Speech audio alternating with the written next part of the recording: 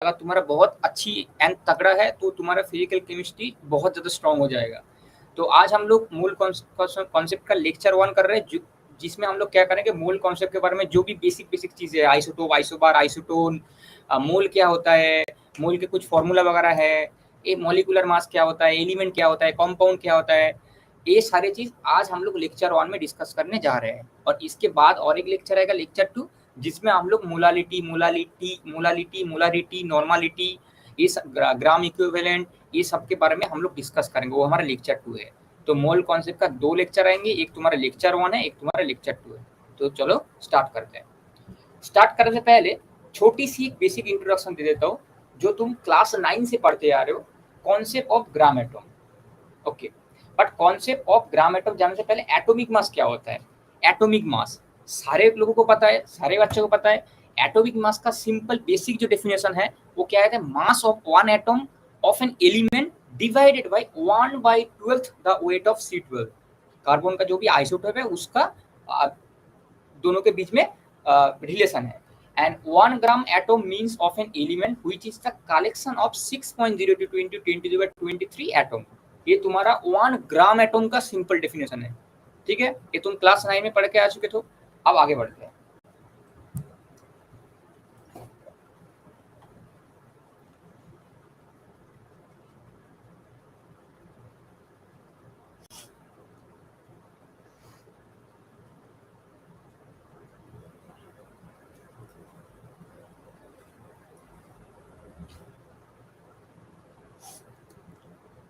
अब हम लोग डिस्कस करेंगे सब एटॉमिक पार्टिकल क्या होता है। सब एटॉमिक पार्टिकल, एटॉमिक पार्टिकल क्या होता है। देखो, एक तुम्हारा बहुत बड़ा सा एटम है, तुम्हें एक एग्जांपल के तहत अगर मैं दिखाऊं तुम्हें और भी क्लैरिटी मिल जाएगा। एक तुम्हारा इतना बड़ा सा मान लो एटम है। इस एटम के अंदर जो भी छोटे छोटे चीज मिलके एक एटम बन रहा है उसको बोलते हैं सब एटॉमिक पार्टिकल। सब का मतलब क्या होता है, एक बड़ा सा मान लो एटम है, उसके अंदर जो भी चीज मिलके वो एटम बने गया है उसको बोलते हैं सब एटॉमिक पार्टिकल। ठीक है, अब कुछ सब एटॉमिक पार्टिकल का एग्जांपल दे देता हूँ तुम लोगों को। तुम भी बोल सकते हो चैट में सब एटॉमिक पार्टिकल का एग्जांपल।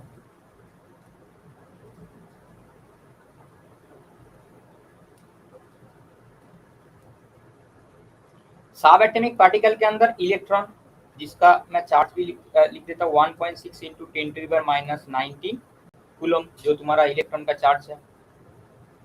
ओके, अब मास की अगर बात करें, जैसे प्रोटॉन का मास क्या होता है, 1.67 कर देता है, डबल डिजिट का मैक्सिमम 1.67 into 10⁻⁻27 kg। न्यूट्रॉन का 1.674 into 10⁻⁻27 kg। और अगर इलेक्ट्रॉन के बात करा जाए, इलेक्ट्रॉन तो क्या होगा, 9.11 into 10⁻31 kg। आई होप तुमको ये चीज समझ में आ चुका होगा। ठीक है, ये तुम्हारा मास है। ये जो चारों चीज है तुम्हें दिख रहा है यहाँ पे, ये चारों चीज बहुत ज्यादा इंपॉर्टेंट है। सिर्फ केमिस्ट्री में नहीं, सिर्फ फिजिक्स में नहीं, फिजिक्स केमिस्ट्री बहुत सारे जगह पे ये सारे चीज अप्लाई होगा। तो ये सारे चीज तुम्हारे दिमाग के अंदर एकदम सेट होना चाहिए। ओके, अब बात करते हैं क्लासिफिकेशन ऑफ एटम।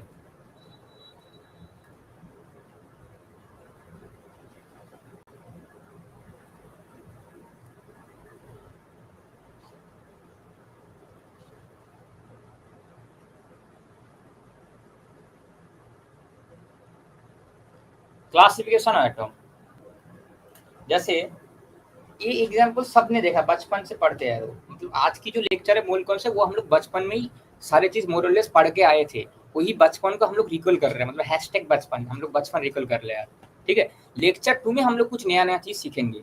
और लेक्चर 2 में भी जो मोलारिटी ये भी शायद तुमने बचपन में थोड़ी बहुत पढ़ा होगा। मतलब मोल कॉन्सेप्ट ऐसा एक चैप्टर है जो तुम्हारे बचपन का जो बेसिक है उसके ऊपर ही थोड़ी बहुत ओवरलैप करके एक 11th में चैप्टर डाला गया था एनसीईआरटी में, जो मूल कॉन्सेप्ट बन गया। सिंपल है। ठीक है, एक्स जेड एक्स ए। ठीक है, यहाँ पे ए क्या होता है, जेड क्या होता है, मैं सारी चीज बता रहा हूँ तुमको। आज तुम्हारा आइसोटोप, आइसोबार, आइसोटोन, इनका भी क्लैरिटी तुम्हें मिल जाएगा। ठीक है, उसके बाद मोल, एलिमेंट, एटॉम, सबका क्लैरिटी आज तुम्हारे हाथ में होगा। ठीक है, किसी के अगर डाउट है वो सारे क्लैरिटी के साथ सक्सेसफुली हो जाएगा। जेड एक्स ए, तो यहाँ पे ए क्या होता है? ए तुम्हारा सिंपल होगा मास नंबर,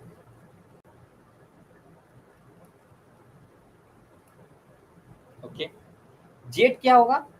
जेड होगा तुम्हारा प्रोटॉन या फिर इलेक्ट्रॉन, इसको इलेक्ट्रॉन भी बोल सकते हो, सेम, जितना प्रोटॉन उतना इलेक्ट्रॉन। और ये जो एन जिसको बोलते हैं न्यूट्रॉन, ये न्यूट्रॉन क्या होगा? ए माइनस जेड, मैं लिख भी रखता हूँ यहाँ पे न्यूट्रॉन नंबर। और जेड तो सबको पता ही है, एटॉमिक मास भी बोलते हैं बहुत बार, तुम लोगों के लिए बेसिक, ठीक है। आई होप ये चीज तुम लोगों को समझ में आ चुका होगा। अब हम लोग डिफरेंस करने जाएंगे। जैसे अगर पहले उसके एक एग्जांपल भी दे देते हैं, इसका एक एग्जांपल ले लो, पकड़ लो। जैसे 6C12, ए वाला जेड है, ए वाला ए है, ए वाला एक्स है, कार्बन, समझ में आया? ऐसे ही। तो चलो अब हम लोग डिस्कस करते हैं आइसोबार, आइसोटोन। बट उसके पहले यहाँ पे थोड़ी डिस्कस कर लेते हैं इसमें, क्योंकि नोट्स रिकॉल करोगे तो अच्छी होगा। यहाँ पे तुम मुझे मास नंबर बताओ, मास नंबर क्या होगा? क्लियरली तुम्हें दिख रहा है मास नंबर क्या था? ये था मास नंबर। मास नंबर क्या होगा? ये था। ए यहाँ पे क्या है? 12 है। इसके साथ देखो कॉम्प्रोमाइज मारो, क्या है? 12, ओके। अब जेड क्या होगा? जेड तुम्हारा था प्रोटॉन या फिर इलेक्ट्रॉन, तो जेड क्या था? जेड का वैल्यू 6 का, देखो प्रोटॉन इलेक्ट्रॉन इक्वल टू 6। अब न्यूट्रॉन क्या था? न्यूट्रॉन था इन, जिसको हम लोगों का क्या था? ए माइनस जेड। ए माइनस जेड क्या था? 12 माइनस 6, तो क्या होगा? 6 हो जाएगा। और अगर जेड क्या था? जेड 6 था, जो तुम्हारा क्या है? Atomic mass. आज एकदम छोटे छोटे बेसिक बेसिक चीज भी तुम्हारे हाथ में क्लैरिटी के साथ होगा, ठीक है। उसके बाद आगे बढ़ते हैं। उसके बाद हम लोग आगे बढ़े तो isobar, isotone, isobar, isotone and isotope के बारे में डिस्कस कर लेते हैं, ठीक है।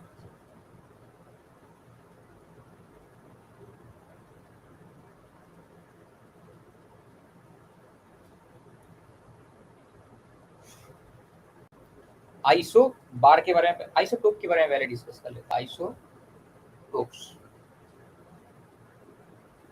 ओके। आइसोटोप क्या होता है? किसी को कुछ आइडिया है? कमेंट में डालो आइसोटोप, आइसोबार, आइसोटोप के बारे में। वीडियो लेक्चर देखने से पहले कमेंट में लिखो आइसोटोप, आइसोबार, आइसोटोन क्या होता है। आज देख लेते हैं आइसोबार, आइसोटोप क्या होगा। आइसोटोप्स पहले मैं बुकिश डेफिनेशन बताऊंगा, उसके बाद मैं शॉर्टकट बताऊंगा, और ऐसा शॉर्टकट बताऊंगा तुम्हारे दिमाग में बिल्कुल सेट हो जाएगा, ठीक है। कभी आगे जाके इन फ्यूचर कभी भूलोगे नहीं ये चीज, ठीक है। आइसोटोप, आइसोटोप का simple atom having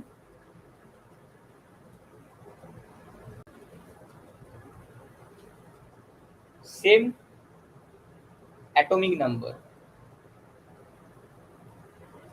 atomic number same होना चाहिए but mass number different,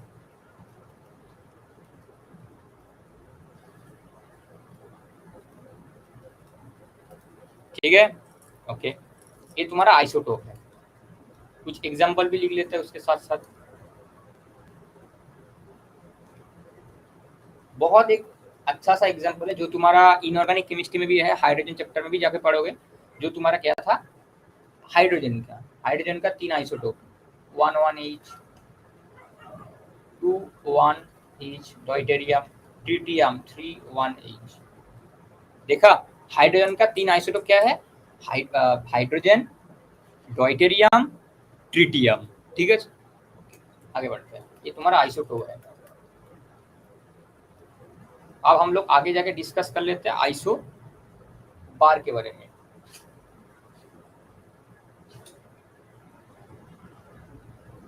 iso bar,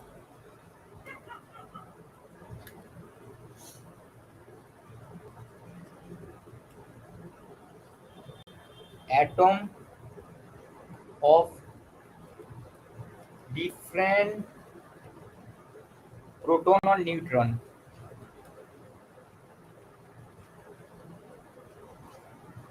and neutron number but same mass number,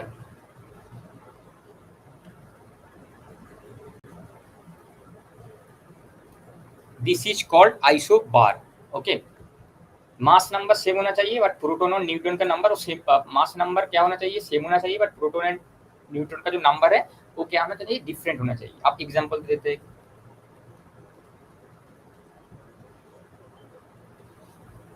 जैसे एग्जांपल अगर तुम लेना चाहो,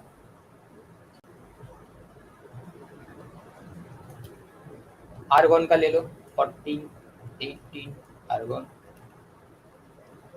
40 90 पोटासियम, 40 20 कैल्शियम।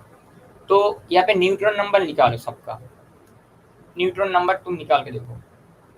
प्रोटॉन नंबर देखो हर एक का अलग अलग है, 18 19 20। न्यूट्रॉन नंबर क्या होता है, 40 माइनस 18 करोगे तो यहाँ पे क्या आएगा, न्यूट्रॉन नंबर 22, यहाँ पे क्या आएगा 21 आएगा, यहाँ पे क्या होगा 20 आएगा। तो सबका क्या निकला, सबका proton and neutron are different and same mass number same है। तो उसको हम लोग क्या बोलेंगे, उसको हम लोग बोलेंगे आइसोबार। ओके, आप बात करते हैं आइसोटोन के बारे में।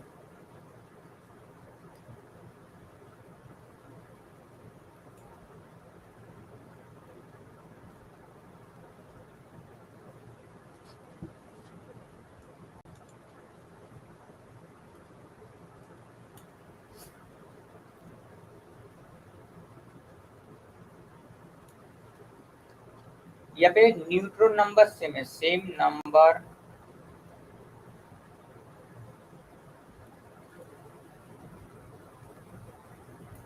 But different atomic number.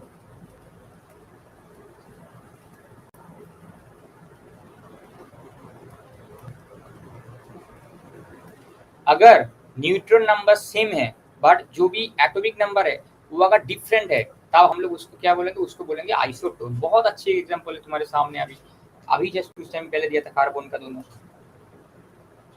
14 C6 15 in 7। तुम देखो यहाँ पे न्यूट्रॉन नंबर दोनों का ही सेम है, 14 माइनस 6 क्या होता है 8 होगा, 15 माइनस 7 क्या होगा 8 होगा। बट तुम ध्यान से देखोगे तो एटॉमिक नंबर दोनों का डिफरेंट है, एक का 14 है एक का 15 है। तुम्हारा तुमने जो अभी यहाँ पे डेफिनेशन पढ़ा था ना, एक सेकंड देखो, ये अगर स्ट्रक्चर तुम देखोगे जेड एक से, यहाँ पे सारे कुछ तुम्हारा लिखी हुई है, समझे। तो चलो आगे बढ़ते इसके बाद।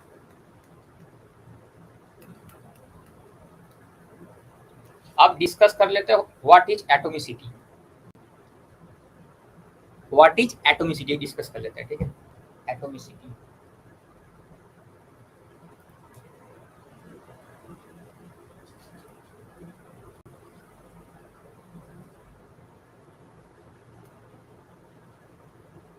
The total number of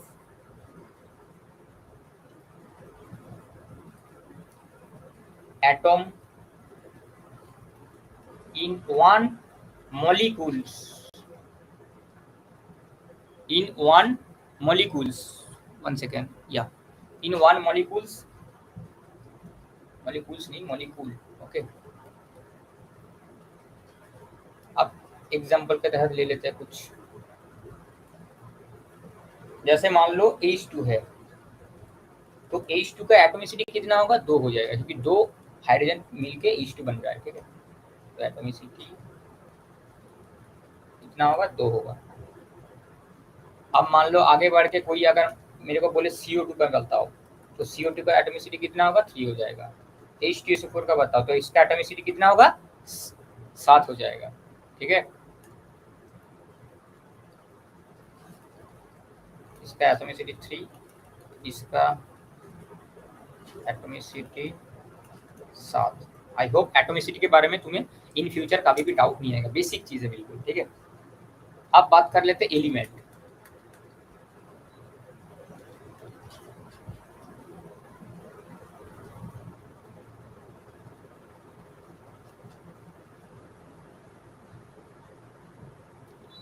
element के बारे में क्या बताऊंगा, it is a pure substance which contain only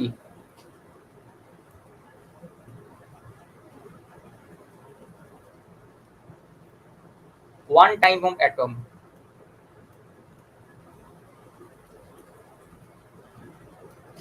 That is called element. Okay. तो एग्जाम्पल के तहत कुछ ले लेते हैं. एग्जाम्पल जैसे तुम्हारे पास magnesium, aluminium, silicon, O2, F2 and क्या ले लेते हैं, N2 भी ले लेते हैं. चलो O2, F2, N2. तो ये जो चीज तुम देख रहे हो ये सारे तुम्हारे एलिमेंट्स एग्जाम्पल, बट ये जो चीज तुम देख रहे हो इसको, ये सब एटॉम है. और ये सब क्या है, ये जो तुम सारे चीज देख रहे हो डबल डबल है, मतलब एक से ज्यादा है या फिर डिफरेंट भी हो सकता है, बट एक से ज्यादा होना चाहिए. एक से ज्यादा सिमिलर हो या फिर एक से ज्यादा डिफरेंट हो. तो जब तुम ऐसे देखोगे एक ही एलिमेंट के अंदर, तो उसको क्या बोलेंगे, उसको मॉलिक्यूल बोलेंगे. Got it. आगे बढ़ते हैं.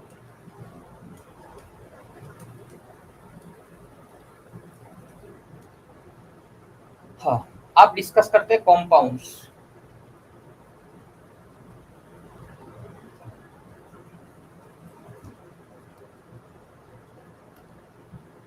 It is a pure substance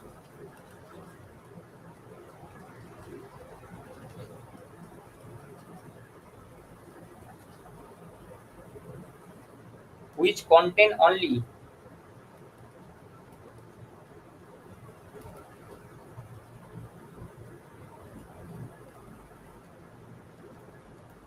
two or more elements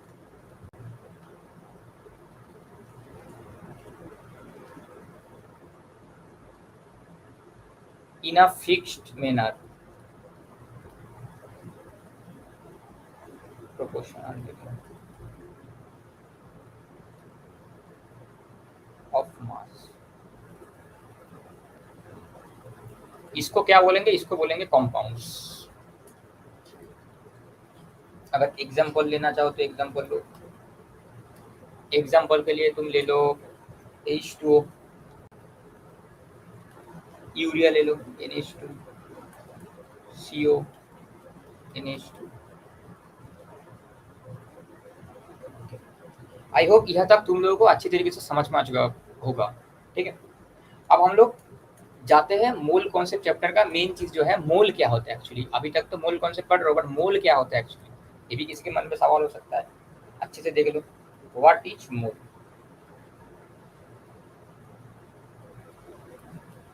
पहले मैं डेफिनेशन लिख देता हूँ, तब बताऊंगा तो अच्छे से समझ में आएगा. 1 mole of any substance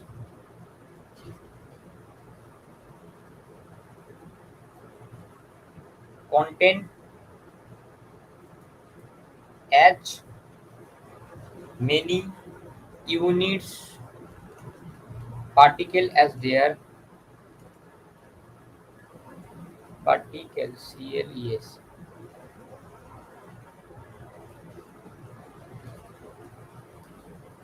as there are number of atom in exactly 12 gram of C12 isotope. Isotope क्या होता है अभी जस्ट तुमने देखा. मोल, मोल क्या होगा, 1 mole of any substance contain as many unit particle as there are number of atom, जितने number of atom है, in exactly 12 gram carbon C12. Carbon C12 के अंदर जितने नंबर ऑफ एटम है उनको ही अगर छोटे भाषा में बोले तो उसको मोल बोला जाता है. ठीक है.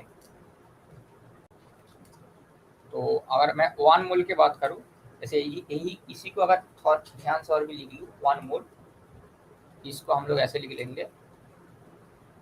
ऊपर में क्या लिखेंगे, नंबर ऑफ एटम्स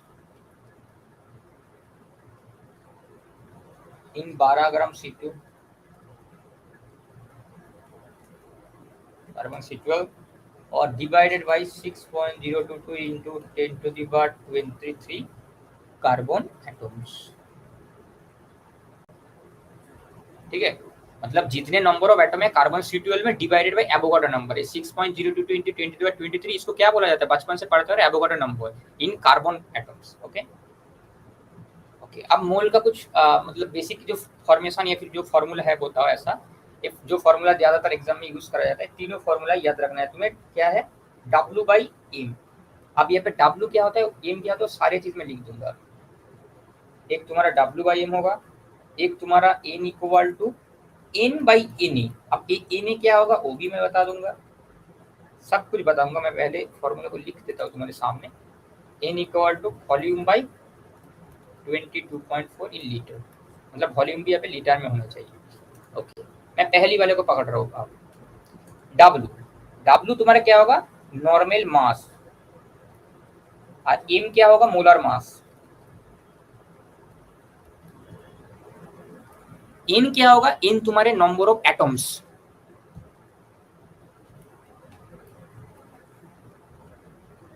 और Na क्या होगा तुम्हारा Na तुम्हारा होगा एवोगाड्रो नंबर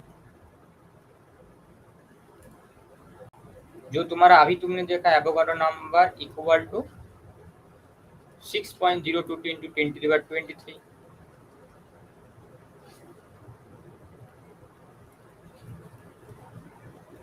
और ये जो वॉल्यूम देख रहे हो ये क्या है ये तुम्हारा V क्या है वॉल्यूम वॉल्यूम किस में होना चाहिए लीटर में होना चाहिए तभी ये वाला फॉर्मूला लगाओगे नहीं तो लीटर में नहीं है तो लीटर में पहले कन्वर्ट कर दो ठीक है।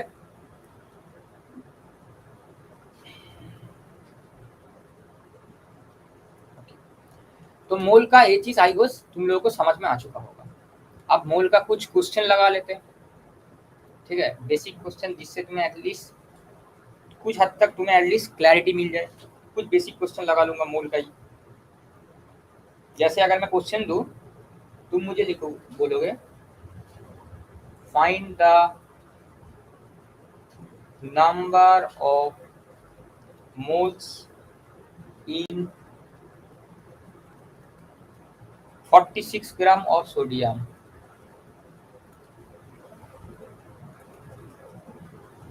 जिसको मैं Na भी लिख देता हूँ ठीक है। तो मोल का कौन सा वाला फॉर्मूला लगेगा पहले आइडेंटिफाई करो तुमको क्या गिवन है तुमको क्या गिवन है पहले इसको लिखो गिवन चीज क्या है गिवन एक ही चीज गिवन है 46 ग्राम मतलब वेट में गिवन है 46 और भी एक चीज गिवन है अगर ध्यान से देखोगे सोडियम है तो उसका मॉलिक्यूलर मास भी तुम्हें ऑटोमेटिकली पता चल जाएगा 23। तो ये दोनों चीज अगर गिवन है तो मोल का कौन सा वाला फॉर्मूला लगाओगे पहली वाली फॉर्मूला लगाओगे n equal to W/m।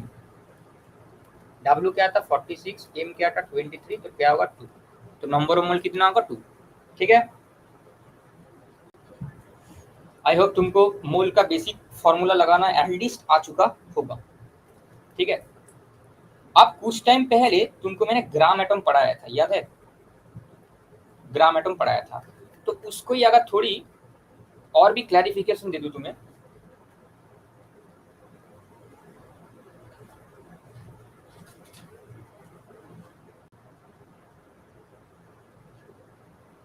Gram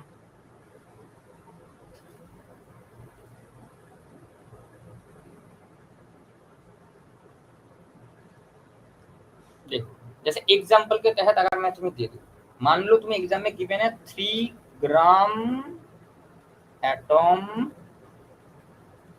of Fe 3 gram atom Fe ऐसे ही गिवन है ठीक है। तो इसको तुम ऐसे भी लिख सकते हो 3 मोल एटम Ab मतलब ग्राम की जगह तुम मोल लिख सकते हो कोई दिक्कत नहीं है। अब 3 मोल एटम Fe इसका मतलब एटम भी है देखो ये जो अभी हम लोगों ने ट्रांसफॉर्मेशन करा ग्राम को ग्राम के जगह पर मोल लिख दिया तो ये पे क्या भी है मोल भी है एटम भी है। तो हमारा एटम के साथ मोल का रिलेशन कौन सा वाला था n इक्वल टू n/na अभी जस्ट पढ़ के आए थे Na क्या था एवोगाड्रो नंबर n क्या था नंबर ऑफ एटम। तो हम लोग कौन सा वाला फॉर्मूला n तो हमारे पास अभी गिवन है 3 मोल तो इसको ऐसे लिख सकते हैं 3 इक्वल टू n/na। तो n क्या होगा नंबर ऑफ एटम क्या होगा सिंपल नंबर ऑफ एटम हो जाएगा 3 into Na क्रॉस मल्टीप्लाई कर दोगे और Na का वैल्यू क्या था 6.022 into 10⁻23 एटम्स। तो इतना ही तुम्हारे पास एटम हो जाएगा 18.066 into 10⁻23 एटम्स। तो अगर ऐसे तुम्हें गिवन है 3 ग्राम एटम, तो ग्राम की जगह पे तुम मोल लिख सकते हो, मोल लिखने के बाद ऐसे सिंपल कर सकते हो। ठीक है, तुम्हें और भी क्लैरिफाई मिल गया जो तुम बचपन में ग्राम एटम पढ़े थे। ठीक है, ओके आगे बढ़ते हैं। अब डिस्कस कर लेते हैं मॉलिक्यूलर मास क्या होता है।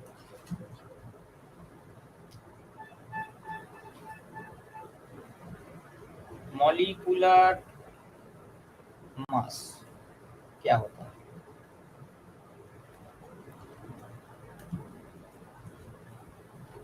बचपन से देखा तुमने मॉलिक्यूलर मास, छोटे एकदम बचपन से तुम पढ़ते आ रहे हो। मॉलिक्यूलर मास क्या होता है? वही simple definition, mass of one molecule. ये तुम्हारे पास mass of one molecule divided by 1/12 into mass of one atom C12।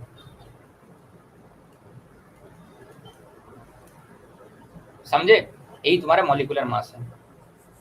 एक मास ऑफ एक मतलब एक मॉलिक्यूल का मास divided bye 1/12 into mass of one atom का C12। तुमने एक चीज देखा, सारे जो डेफिनेशन लिख रहा ना वहाँ पे C12 बार बार आ रहा है, क्योंकि C12 पहले पाया गया था, इसीलिए यहाँ पे लिखा जा रहा है। और मॉलिक्यूलर मास एक यूनिटलेस क्वांटिटी है, ये भी याद रखना, यूनिटलेस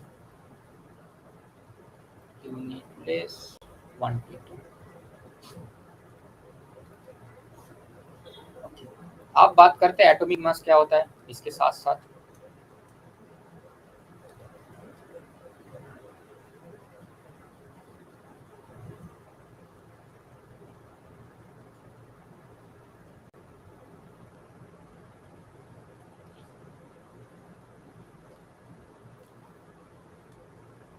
एटॉमिक मास को तुम शॉर्ट में एएमई भी लिख सकते हो। It is unit of mass used to measure very small amount mass, very small masses। it is a unit of mass used to measure very small masses। small masses को use करने के लिए हम लोग एएमयू का use करते हैं। ठीक है, आप उसके बाद आगे बढ़ते हैं। जैसे मैं अगर और भी आगे लिखूँ 1 AMU, इसके नीचे में तुम लिख सकते हो 1/12 into mass of carbon C12, mass of carbon C12। अब इसको कैलकुलेशन करने के बाद जो आएगा, अगर कैलकुलेशन करोगे तुम्हें एकदम 1 AMU, 12 तो नीचे था ही था, 1/12 मास ऑफ कार्बन C12 कितना था 1.99 इंटू 10⁻⁻28 ग्राम।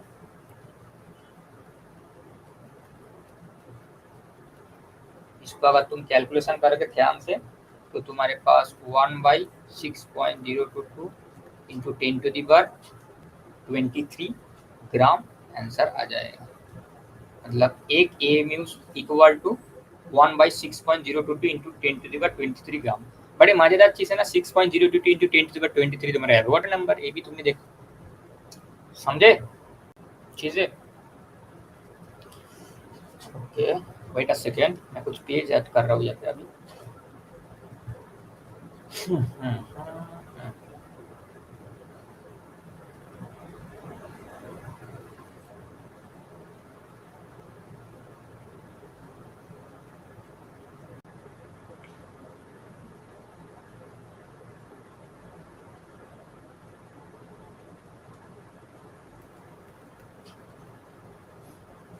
तो मैं अगर इसका भी कैलकुलेशन कर लूँ 1 एम इक्वल टू, तो डायरेक्ट तुम्हें इक्वेशन याद रखना है 1.66 इंटू 10⁻⁻24 ग्राम। तो 1 एम इक्वल टू 1.66 इंटू 10⁻⁻24 ग्राम। अब तुम बोलोगे इतना बड़ा डेरिवेशन करके क्या ही फायदा, एग्जाम में कोई पूछता है? मैं बहुत सारा टीचर तुम्हें यही चीज सिर्फ लिख देगा, ये जो लास्ट वाला चीज है। बट मैंने ये चीज क्यों पढ़ा है पता है तुम्हें? इससे जेई मतलब पिछले जमाने का जो जेई था AI ट्रिपल जिसको बोलते हैं, उसमें ऐसा सवाल देखा गया था। आई होप WBJEE में भी एक बार आया था, इसीलिए दोनों ही याद रखना है तुम्हें ऐसा, ठीक है। ये ऊपर वाला याद रखो ना रखो कोई दिक्कत नहीं है, बट नीचे दोनों वाला याद रखना है, क्योंकि ऐसा सवाल अगर एग्जाम में आ जाए तो कोई भी तरीके से तुमसे छूटना ना चाहिए। देखो एग्जाम में सवाल बहुत ज़्यादा टफ नहीं आएगा, एग्जाम में सवाल पीवाईक्यू से, मेरा जो लेक्चर है हमारे लेक्चर से, और जो क्वेश्चन डीबीबी सॉल्व पर वहाँ से, ये तीनों मिलके ही तुम्हारा एग्जाम का सक्सेस रेट आएगा। तुम्हें बहुत लंबी चौड़ी करने की चीज़ जरूरत नहीं है कि तुम सोचोगे कि एग्जाम में मेरे को अच्छी स्कोर ले आने के लिए मेरे को इतने सारे बुक करना है, MS1 करना है, IIM रीडर करना है, इन्हें आवास्ती करना है, इतने सारे बुक में लगा लूंगा उसके बाद मेरा रैंक आएगा, ऐसा नहीं है एग्जाम में, ठीक है।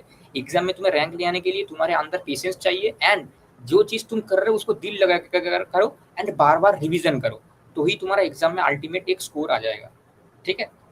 चलो आगे बढ़ते हैं।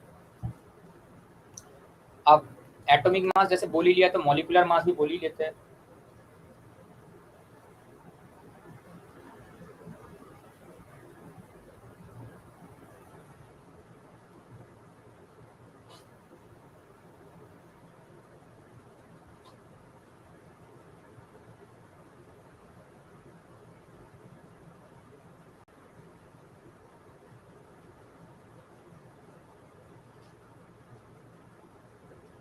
ओ सेट मॉलिक्यूलर मास तो अभी पढ़ा दिया तुम लोगों को, 1 सेकेंड।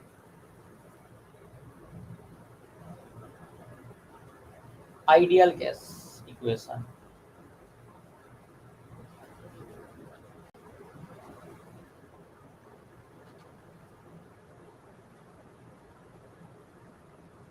अब आइडियल गैस क्यों पढ़ा रहा हूँ, ये तो मूल कॉन्सेप्ट का चैप्टर है। देखो ये जो चीज पढ़ा रहा हूँ ये मूल कॉन्सेप्ट पे ऐसा यूज नहीं होता है, बट ऐसा ये चीज याद रखना, तुम्हें आगे की जो चैप्टर है गैसियस स्टेट, जिनमें जिससे WBJE में 1 से 2 मार्क्स का सवाल आता है उसमें यूज होगा। तुम्हें पहले से तुम्हें, क्योंकि आइडियल गैस में कुछ है नहीं ना, तुम पढ़ के आए थे, इसलिए पीवी इक्वल टू इनर्टी इक्वेशन, यही आइडियल गैस का इक्वेशन। अगर कोई भी गैस अगर पीवी इक्वल टू इनर्टी का अगर इक्वेशन फॉलो करे तो उसको आइडियल गैस कहला जाएगा, सिंपल चीज। The gas which OBCs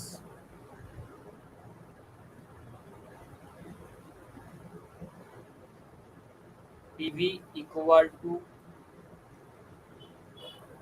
inerty equation, gas equation, उसको क्या बोला जाएगा, आइडियल गैस इक्वेशन। तो इसके बाद मैं एक और भी इसके ही रिलेवेंट एक छोटा सा एक चीज लिखना चाहता हूँ। यहाँ पे P क्या है, फ्री प्रेशर है, V क्या है, वॉल्यूम है, N क्या है, मोल है, R क्या है, gas constant, universal gas constant, ये भी लिख सकते हो तुम। T क्या है, टेम्परेचर, ठीक है, ओके। जैसे तुमने अभी देखा PV इक्वल टू nRT, तो P को तुम N/V/RT लिख सकते हो। N क्या था, मोल था, तो मोल की जगह मैं W मॉलिक्यूलर मास कर दूंगा, molecular mass divided by V into RT। तो W मॉलिक्यूलर मास ऐसे लिख लूंगा, molecular mass into V into RT। अब ध्यान से देखो, डेंसिटी क्या होता है, मास बाय वॉल्यूम, ये सुन है, मतलब वेट बाय वॉल्यूम। तो W/V को मैं क्या डेंसिटी लिख सकता हूँ, हाँ सर लिख सकता हूँ, वही लिख लूंगा। देखो P इक्वल टू W/V को मैं डेंसिटी मतलब D लिख देता हूँ, इंटू मॉलिक्यूलर मास नीचे है और RT तो यहाँ पे मल्टीप्लाई में है ही है। तो इसको अगर अच्छे से सजा लूंगा, W इक्वल टू क्या होगा, PM/RT। गॉट इट, ये इक्वेशन इंपॉर्टेंट है, इसके ऊपर बेस करके mains and WBJE and advance में सवाल आता है, इंपॉर्टेंट है। ये तुम्हारे दिमाग के अंदर सेट होना चाहिए, एग्जाम में पूरी डेरिवेशन नहीं करने बैठोगे, ठीक है। अब आर का भी वैल्यू लिख ही देता है इसके साथ साथ, क्योंकि किसी को डाउट हो सकता है, पिछले पेज में था आर का वैल्यू, तो लिख ही देते हैं आर का, शायद याद नहीं है तुमको, बट मैं लिख देता हूँ। आर का 3 वैल्यू है, वो लिख लेता हूँ। 3 वैल्यू में से पहली वाली वैल्यू है जो कैलोरी में अगर लिखोगे तो आर का वैल्यू 2 कैलोरी, अगर 0.0821 ये तुम्हारा कैसे में है, लीटर एटमोस्फियर।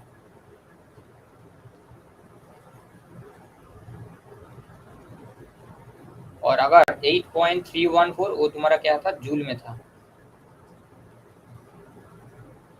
ठीक है, यही चीज़ है तुम्हारा तीनों। ठीक है, आर का वैल्यू भी तुम लोगों को बोला दिया गया है। अब कुछ इम्पोर्टेंट यूनिट कन्वर्सन है जो इम्पोर्टेंट है, इसीलिए बोला जा रहा है यहाँ पे इम्पोर्टेंट कन्वर्सन।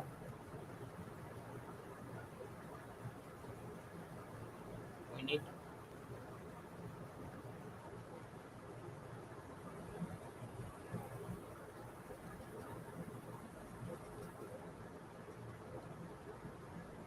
मान लो तुमको कोई आके बोल दिया 1 एटम, इसमें बहुत सारी चीज़ें 1 एटम मीन्स 101325 न्यूटन पर मीटर स्क्वायर, बचपन से पढ़ते रहो ये चीज़।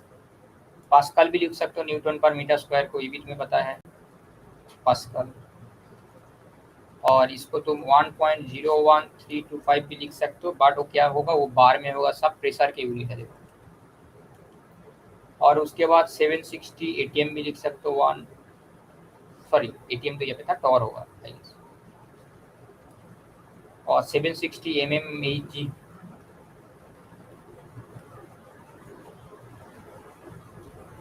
और अगर इसको मैं सेंटीमीटर में कर दूँ 76 सेमी एच, क्योंकि 10⁻³ से 10⁻² ले लूँगा, 10⁻⁻1 रहेगा तो एक को खा जाएगा, तो 76 सेंटीमीटर एच।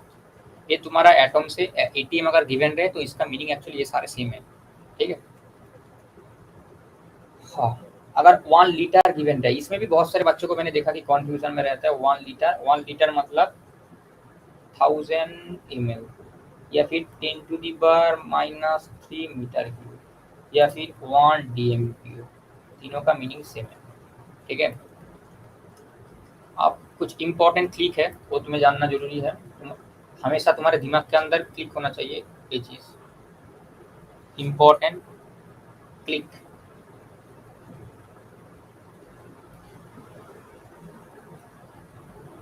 अगर ऐसे चीज़ याद रखोगे तो बहुत अच्छा हो जाएगा एग्जाम में।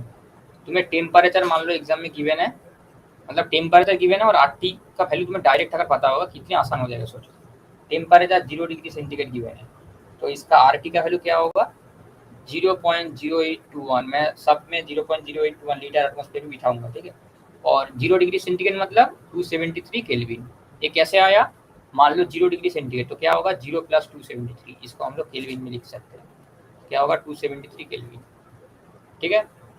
ऐसे ही अगर तुम्हें 25 डिग्री सेंटीग्रेड, इसको बोला जाता है रूम टेम्परेचर, ये क्या होगा 0.0821 इंटू 298 केल्विन।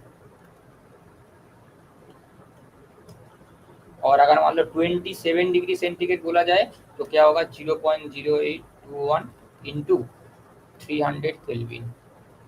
अब यहाँ पे कैलकुलेशन जो कर रहे थे मैंने ऑलरेडी कैलकुलेशन करके रखा है ये तीनों चीज़ का। इसका कैलकुलेशन करोगे तो 22.4 आएगा अप्रोक्स, इसका कैलकुलेशन करोगे तो तुम्हारे पास 24.46 आ जाएगा, और अगली वाले का कैलकुलेशन करोगे तो 24.6 आएगा। ये तीनों का डायरेक्ट वैल्यू तुम्हारे पास एकदम दिमाग में याद होना चाहिए। जो टॉपर होता है ना, इनको याद रहता है क्योंकि वो एग्जाम में फास्ट करता है, इसीलिए तो ज़्यादा सवाल कर पाता है, ठीक है। आई होप तुम लोगों को यह तक अच्छे से समझ में आ चुका होगा, ठीक है।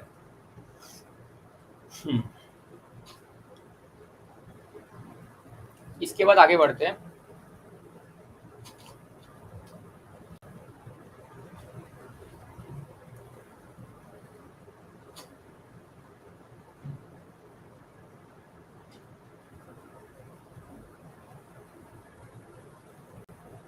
Volume of 1 mole of ideal gas.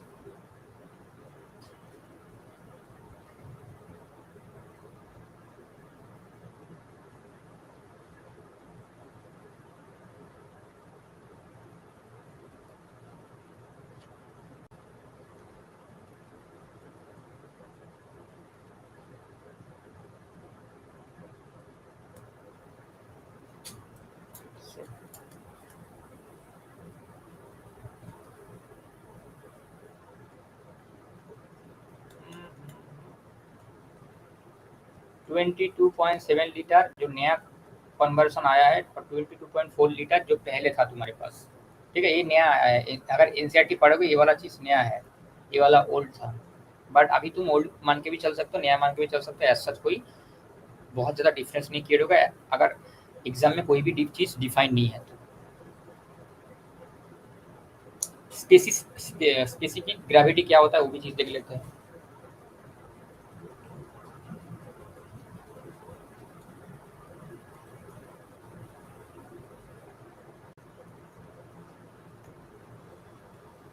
Specific gravity ये क्या होता है, चलो देख लेते हैं। It is relative density which is defined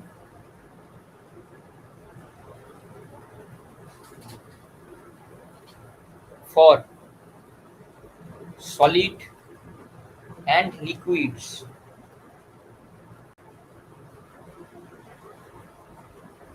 not defined for gas, ऐसे याद रखना, not defined for gas, ये गैस के लिए नहीं है, ठीक है, सॉलिड एंड लिक्विड के लिए। जैसे अगर स्पेसिफिक ग्रेविटी जिसको मैं इजी बोलता हूँ हमेशा, डेंसिटी ऑफ सब्सटेंस, जो मैथमेटिकल ये है फॉर्मेशन है, density of substance divided by density of H2।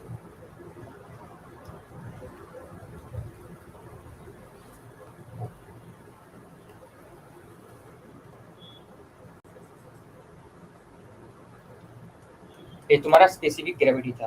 अब बात करते हैं vapour density.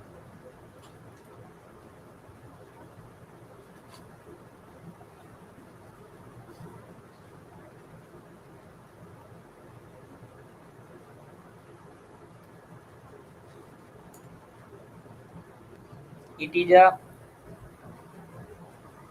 relative density defined for only gas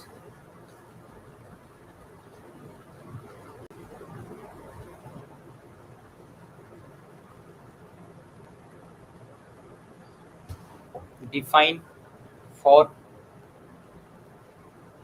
only gas।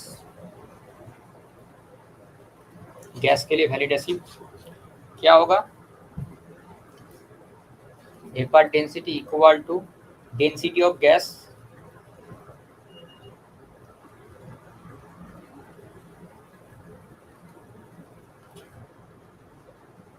Eight particular temperature and pressure.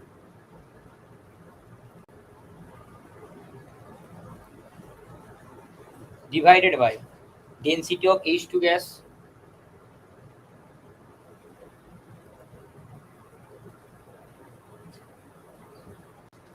Eight particular temperature pressure.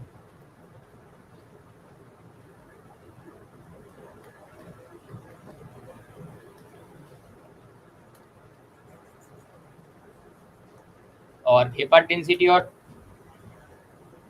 Molecular mass के बीच में जो सिंपल डेफिनेशन है, vapour density equal to molecular mass divided by 2। बहुत important है ये चीज, ऊपर का दोनों चीज उतना इंपॉर्टेंट नहीं है, ये चीज इंपॉर्टेंट है।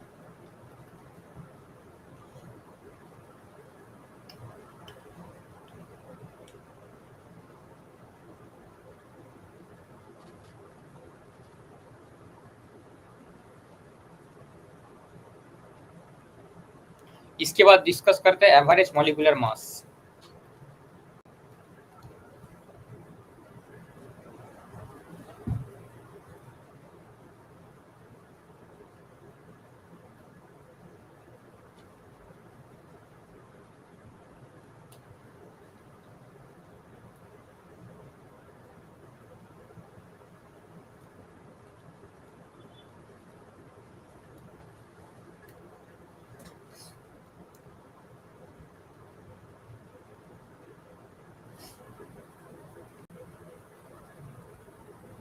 Defined for elements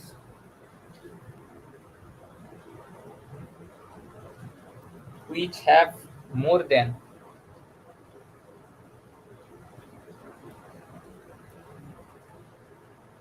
2 or more isotope with average molecular mass define होगा जब तुम्हारे पास 2 और 2 से ज्यादा आइसोटोप होना चाहिए with comparable occurrence in nature.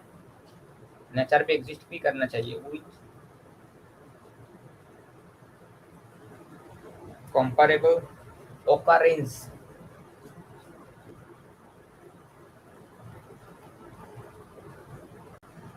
Nature.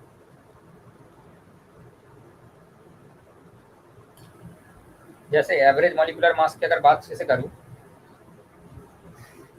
Some of atomic mass, average molecular mass M,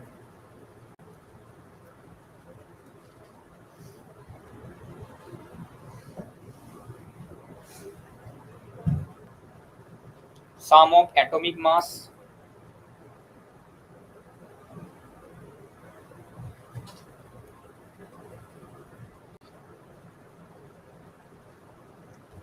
of each isotope, each atom कर लो isotope, अच्छी दिखाएगा, और number of atom.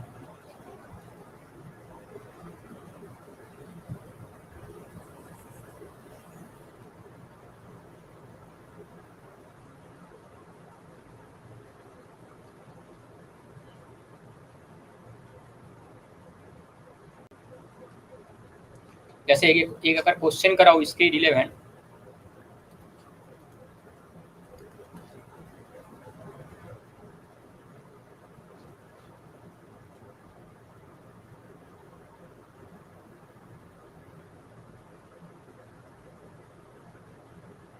naturally occurrence chlorine each 75% of Cl35 which has an atom, simple atom mass, atomic mass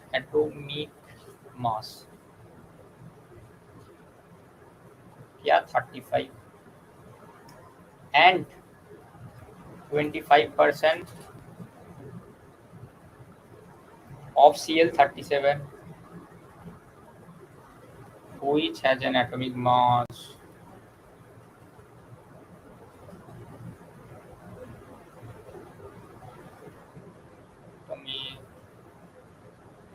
mass 37. Calculate the average atomic mass of chlorine. Calculate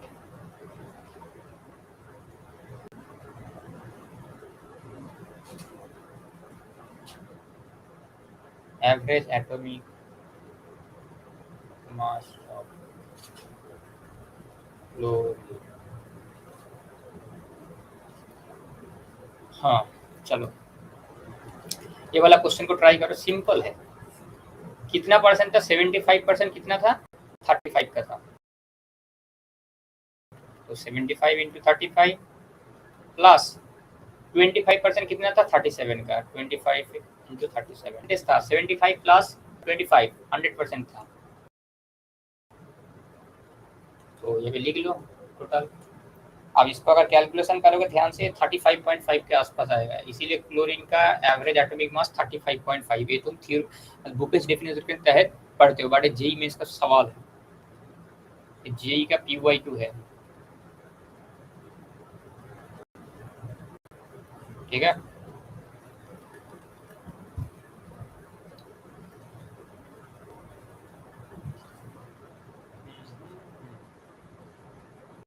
तो चलो आज के लिए इतना ही, नेक्स्ट लेक्चर में मिलते हैं। और नेक्स्ट लेक्चर 2 होगा हमारा मूल कॉन्सेप्ट का, और लेक्चर 2 आई गेस हमारा मूल कॉन्सेप्ट का लास्ट लेक्चर है। उसके बाद हम लोग एटॉमिक मासेस में चला जाएंगे, मतलब एटॉमिक मॉडल में चला जाएंगे, ठीक है। उसके बाद ऐसा तो अच्छे से पढ़ाई करो, नोट्स ऑलरेडी अवेलेबल